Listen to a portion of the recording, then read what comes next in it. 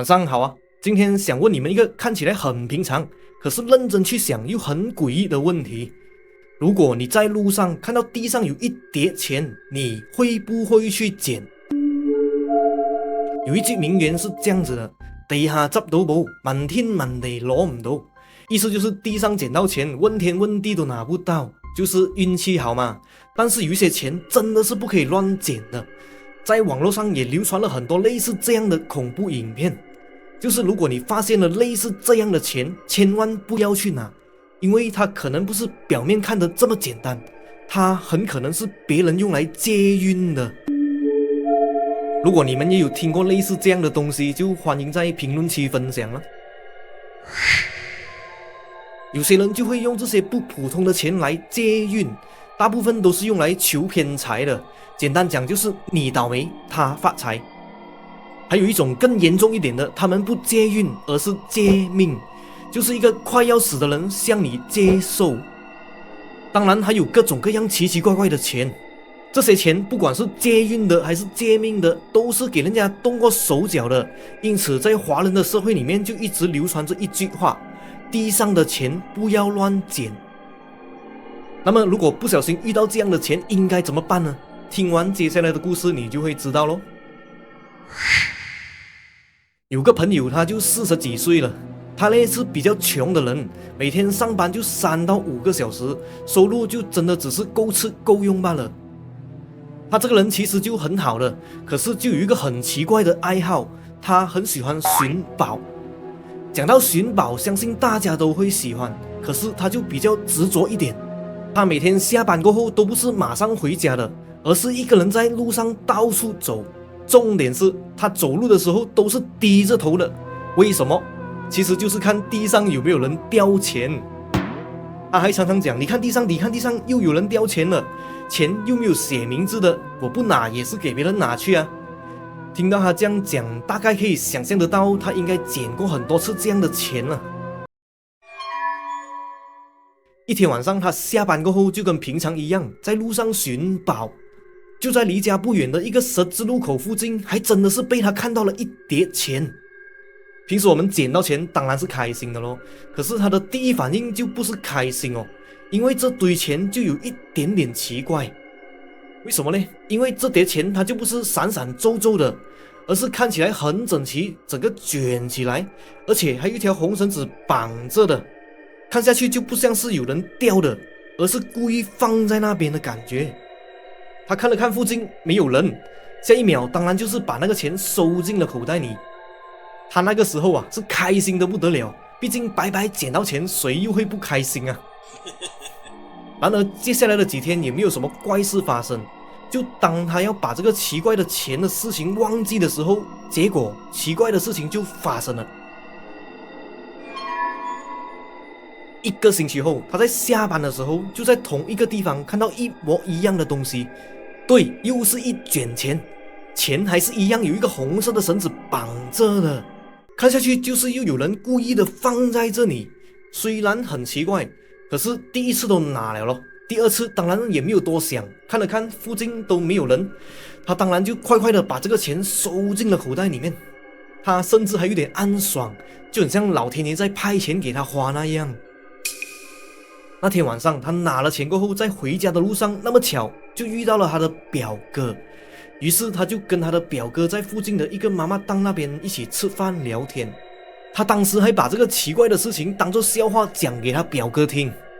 我今天请你吃好料啊，因为我今天运气很好啊，我在前面那个十字路口那边捡到钱啊，而且还是2次啊，都不懂谁掉在那边呢。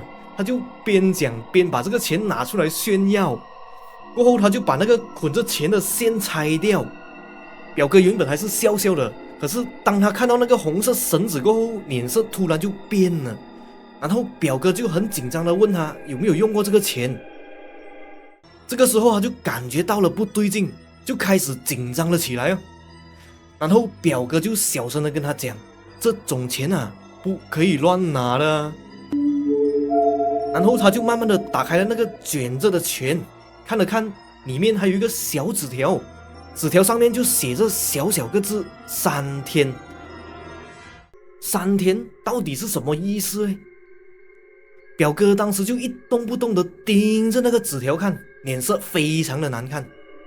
后来表哥就只是简单的问了一句：“这些钱你有没有用过？”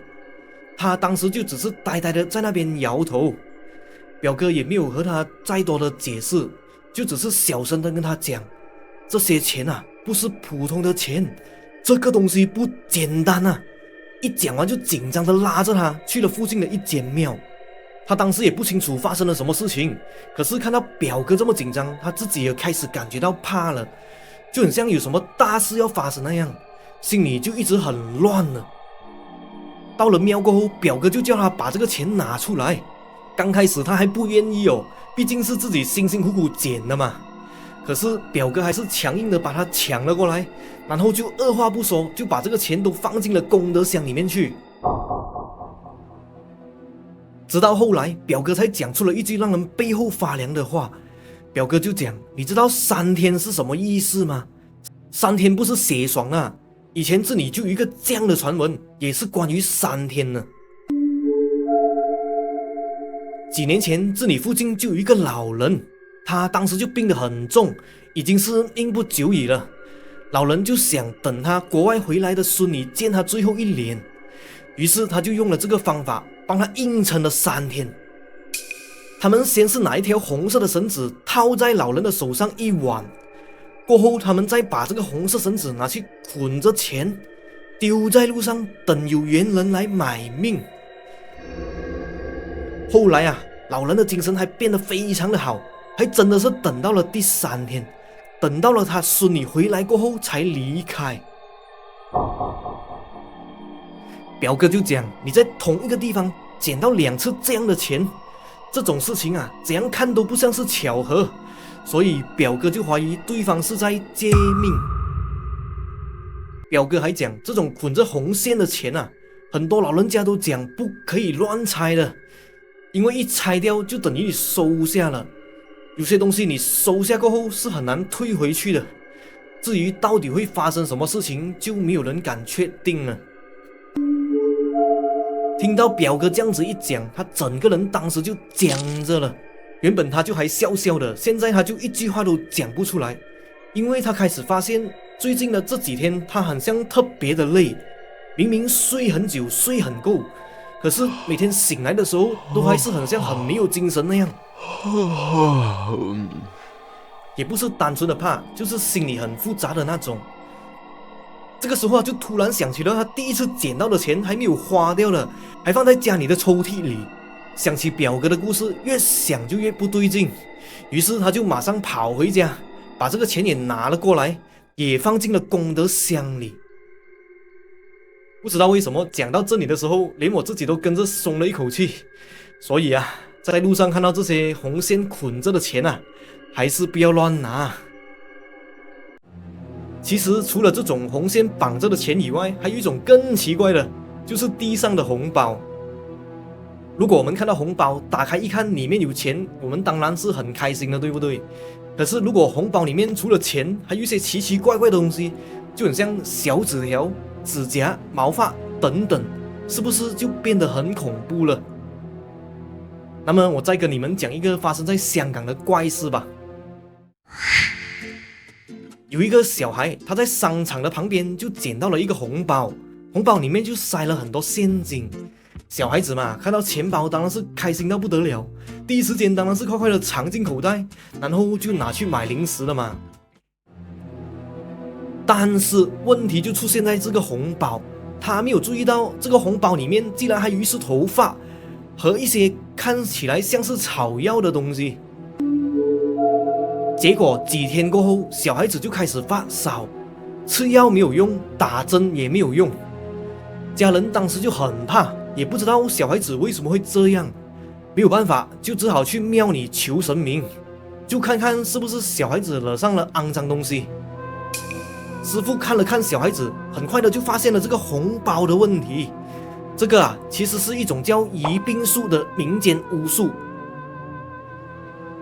什么意思呢？就是如果有人患了严重的病过后，他就会用一种方法，把自己喝剩的药渣和钱一起放在红包里面去下蛊，然后再把这个红包丢在路上，谁要是捡了这个红包，病就会转移到谁的身上去，这种就叫移病术。除了移病术以外，也有人用这些红包来做冥婚，就是把死者的头发、指甲等等放在红包里面等你们去拿。如果你拿到过后，很可能就会被这个鬼新娘盯上。可是这种红包现在也很少出现了，后来这种事情大家都只是用在转运上，就有一些人他们就把他们想要的东西都写在字条上面来进行交换，可是几乎都是不好的东西。事情虽然看起来不可思议，但是如果我们拿到这样的纸条，心里还是会感觉很复杂的。